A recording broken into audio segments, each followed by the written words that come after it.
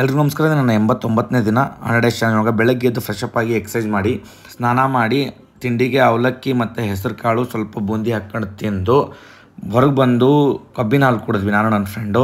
ಅದಾದಮೇಲೆ ನಾವು ಮಠಕ್ಕೆ ಹೋಗಕ್ಕೆ ರೆಡಿ ಆದ್ವಿ. ಇದು ಓಲಾ ಗಾಡಿ S1 ಇದು, ಅದು ನಾನು. ಸೊ ರೆಡಿಯಾಗಿ ಈಗ ಮಠಕ್ಕೆ ಹೊಂಟವಿ. ಮಠದ ರೋಡ್ ಇದು. ಸೊ ಮಠದೊಳಗೆ ಇವತ್ತಿನ ಪ್ರಿಪ್ರೇಷನ್ ಏನೇನೈತೆ ಅಂತ ನೋಡ್ಬೇಕು. ಇವತ್ತು ಜಾತ್ರೆ ದಿನ.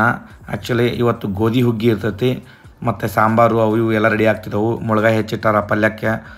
ಸೊ ರೊಟ್ಟಿಗೆ ಮುಳ್ಗಾಯಿ ಪಲ್ಯ ಬೆಸ್ಟ್ ಕಾಂಬಿನೇಷನ್. ಹಾಗಾಗಿ ಮುಳ್ಗಾಯಿ ಪಲ್ಯ ಎವರ್ಗ್ರೀನು ಯಾವಾಗಲೂ ಮಾಡ್ತಾರೆ ಆ್ಯಂಡ್ ಟೇಸ್ಟು ಹಾಗೆ ಇರ್ತೈತೆ ಅದರದ್ದು. ಸೊ ಈ ಜಾತ್ರೆ ದಿನ ಫುಲ್ ಟೈಮ್ ಊಟ ಇರ್ತೈತಿ. ಸೊ ಯಾವಾಗ ಬಂದರೂ ನಿಮಗೆ ಊಟ ಸಿಗ್ತೈತಿಲ್ಲ. ಸೊ ಈಗ ಅಜ್ಜಾರು ಬಂದು ಪೂಜೆ ಮಾಡಿ ಹೋಗ್ಯಾರ ಈಗ. ಸೊ ಅನ್ನದ್ದು ಎಲ್ಲ ತುಂಬಿ ಇಟ್ಟಾರ. ಎಲ್ಲ ಕಡೆಗೂ ಡಿಸ್ಟ್ರಿಬ್ಯೂಟ್ ಮಾಡಾಕ್ತಾರೆ ಈಗ ಕೌಂಟ್ರ್ಗಳಿಗೆ. ಒಂದು 8-10 ಕೌಂಟ್ರ್ಗಳು ಮಾಡಿರ್ತಾರೆ. ಎಲ್ಲೂ ಜನ ಎಷ್ಟು ಕ್ರೌಡ್ ಇರ್ತದೆ ಅಂತಂದ್ರೆ ತಿಕ್ಕಾಡಿಬಿಡ್ತಾರೆ. ಸೊ ಈಗ ಇನಿಷಿಯಲ್ ಆಗಿ ಹಿಂಗೆ ಸ್ವಲ್ಪ ಜನ ಬರ್ಕೊಂತ ಹೋಗ್ತಾರೆ. ಈಗ ಆಲ್ರೆಡಿ 11 ಗಂಟೆ ಅನ್ಕೊತಾನೆ. 11 ಗಂಟೆಗೆ ಆಲ್ರೆಡಿ ಹಿಂಗೆ ಜನ ಬಂದಾರ. ಸೊ ಊಟದ ಟೈಮ್ ಅಲ್ಲ ಇದು, ಆದರೂ ಬಂದಿರ್ತಾರೆ. ಸೊ ನೀಡಬೇಕಾಗತ್ತೆ, ನೀಡೋದು ನಾವು ರೆಡಿ ಇಟ್ಟಿರ್ಬೇಕು. ಊಟನ ರೆಡಿ ಇಟ್ಟಿದ್ವಿ. ಹಳ್ಳಿ ಕಡೆಯಿಂದ ಜನ ಬಂದಿರ್ತಾರಲ್ಲ, ಅವರು ಬೆಳಿಗ್ಗೆನೇ ಬಂದಿರ್ತಾರೆ. ತಿಂಡಿ ತಿಂದಿರಂಗಿಲ್ಲ. ದರ್ಶನ ಮಾಡ್ಕೊಂಡ್ರೆ ಅವರು ಡೈರೆಕ್ಟ್ ಊಟಕ್ಕೆ ಬರ್ತಾರೆ. ಊಟದ ಟೈಮಿಗೆ ಇನ್ನೂ ಒಂದು 2 ತಾಸು ಬಾಕಿ ಇತ್ತು. ರಶ್ ಆಗಲ್ಲ ಅಂಥೇಳಿ ನಾನು ನನ್ನ ಫ್ರೆಂಡ್ ಮನೆಗೆ ಹೋಗಿ, ನಾನು ನನ್ನ ಫ್ರೆಂಡು ಅವ್ನ ಮೊಬೈಲ್ ಚಾರ್ಜ್ ಆಗಬೇಕಿತ್ತು, ಚಾರ್ಜಿಗಿಟ್ಟ.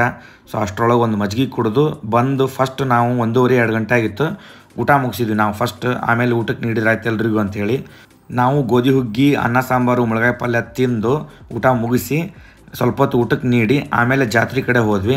ಯಾಕಂದ್ರೆ ಇನ್ನೊಂದು 2 ತಾಸು ಬಿಟ್ಟರೆ ರಥೋತ್ಸವ ಸ್ಟಾರ್ಟ್ ಆಕತಿ. ಸೊ ಅದನ್ನೆಲ್ಲ ಮೇಂಟೆನೆನ್ಸ್ ಮಾಡ್ಕೊತ ಹೋಗ್ಬೇಕು ರೋಡ್ ತುಂಬ. ಸೊ ಇವತ್ತು ಜಾತ್ರೆಯೊಳಗೆ ಏನೇನು ಅಟ್ರಾಕ್ಷನ್ ಇರುತ್ತೆ ಅಂತಂದ್ರೆ ಹುಲಿ ಕುಣಿತ ಇರ್ತೈತಿ. ಹುಡುಗರೆಲ್ಲ ರೆಡಿ ಆಗ್ತಿದ್ರಿ ಇವರು. ಇದು ಒಂದು ರೂಮ್ ಕೊಟ್ಟವ್ರಿಗೆ, ಅಂದರೆ ಕ್ಲಾಸ್ ರೂಮ್ ಇದು. ಪೂರ್ತಿ ಇವ್ರಿಗೆ ರೆಡಿಯಾಗಿ ಹನುಮಂತ ರೆಡಿ ಆಗತ್ತನಲ್ಲೇ. ಹುಲಿ ವೇಷಕ್ಕೆ ಎಲ್ಲ ರೆಡಿ ಆಗ್ಯಾರ. ಸ್ವಲ್ಪ ಜನ ಕರಿ ಪೇಂಟ್ ಹೊಡ್ಕೊಂಡಾರ, ಸ್ವಲ್ಪ ಜನ ಪಟ್ಟಿ ಪೇಂಟ್ ಹೊಡ್ಕೊಂಡಾರ. ಒಟ್ಟಿನಾಗ ಏನೇನೋ ಒಂಥರ ಡಿಫ್ರೆಂಟಾಗಿ ಲುಕ್ನೊಳಗೆ ರೆಡಿ ಆಗ್ಯಾರ. ಇವರಿಗೆಲ್ಲ ಸಿಕ್ಕಾಪಟ್ಟೆ ಸ್ಟ್ರೆಂತ್ ಬೇಕು. ಊಟ ಗೀಟ ಎಲ್ಲ ವ್ಯವಸ್ಥೆನ ಇಲ್ಲಿಗೆ ತರಿಸಿದ್ವಿ ಅಡುಗೆನ ಇವರಿಗೆ. ಅಲ್ಲಿ ಬಂದು ಹಿಂಗೆಲ್ಲ ವೇಷ ಹಾಕ್ಕೊಂಡು ಊಟ ಮಾಡೋಕ್ಕಾಗಲ್ಲ ಅಂಥೇಳಿ ನೋಡಿರಿ. ಹನುಮಂತ ಫುಲ್ ರೆಡಿ ಆಗ್ಯಾನ. ಫುಲ್ ಈಗ ಹುಲಿ ವೇಷದವರು ರೆಡಿ ಆಗ್ಯಾರ. ಇನ್ನೊಂದು ಸ್ವಲ್ಪ ತಡೆದ್ರೆ ತೇರು ಸ್ಟಾರ್ಟ್ ಆಕತಿ.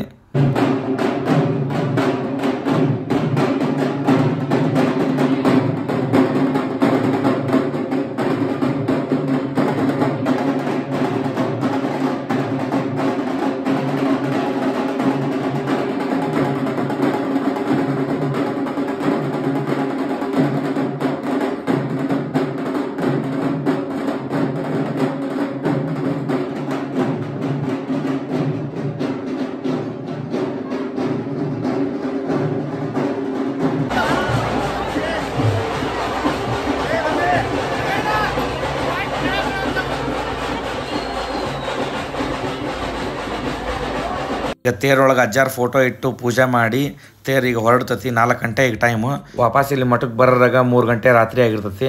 ಸೊ ನೋಡ್ಬೇಕು, ಇವತ್ತು ಪೂರ್ತಿ ನಾವು ಇದ್ದು ಇದನ್ನೆಲ್ಲ ಮೇಂಟೈನ್ ಮಾಡಿ ವಾಪಸ್ ಮನೆಗೆ ಹೋಗ್ಬೇಕು.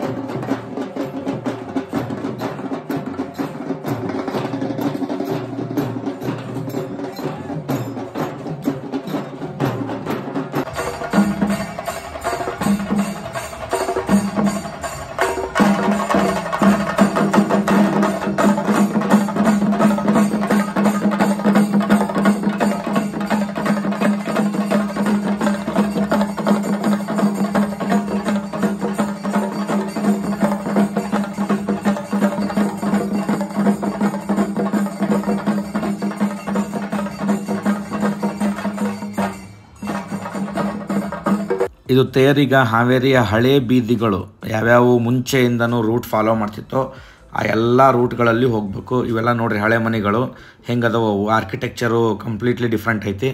ಸೊ ಇವೆಲ್ಲನೂ ರೂಟ್ನ ಫಾಲೋ ಮಾಡಿಕೊಂಡು ಆಯಾ ಮನೆಗಳಿಗೆ ಯಾವಾಗ ಏನು ಹಳೆ ಕಾಲದವ್ರು ನಿಲ್ಲಿಸ್ತಿತ್ತಲ್ಲ ಆಯಾ ಮನೆಗಳವರು ಬಂದು ಹೊರಗೆ ಬಂದು ಪೂಜೆ ಮಾಡ್ತಿರ್ತಾರೆ. ಹೆಚ್ಚು ಕಮ್ಮಿ ಒಂದು 4 ಮನೆಗೆ ನಿಲ್ಲಿಸ್ಬೇಕಾಗತ್ತೆ ನಾವು. ಹಾಗಾಗಿ ತೇರು ಮಠಕ್ಕೆ ತಲುಪರೊಳಗೆ 3 ಗಂಟೆ 4 ಗಂಟೆ ಹೊಡಿತೈತಿ. ಇವತ್ತು ಆದಷ್ಟು ನಾವು ಪುಷ್ ಮಾಡಾಕ್ತೇವೆ, ಎಲ್ಲಿ ಜಾಸ್ತಿ ನಿಲ್ಲಿಸ್ದಂಗೆ ಹೋಗೋಕೆ. ಅಂದಿವೆ ನಮ್ಮ ರಿಲೇಟಿವ್ ಒಬ್ರು ಮನೆ ಬಂತು. ಅವ್ರ ಮನೆಗೆ ಹೋಗಿ ಸ್ವಲ್ಪ ಮಂಡಕ್ಕಿ ತಿಂದೆ. ಆಮೇಲೆ ಬಂದು ಬಸವನದೇವ್ರ ಗುಡಿ ಹತ್ರ ಕಲ್ಲು ಮಂಟಪದ ಹತ್ರ ಒಂದು ಸ್ವಲ್ಪ ಪಲಾವ್ ಕೊಟ್ಟಾಗ್ತಿದ್ರು. ಆ ಪಲಾವ್ ತಿಂದೆ.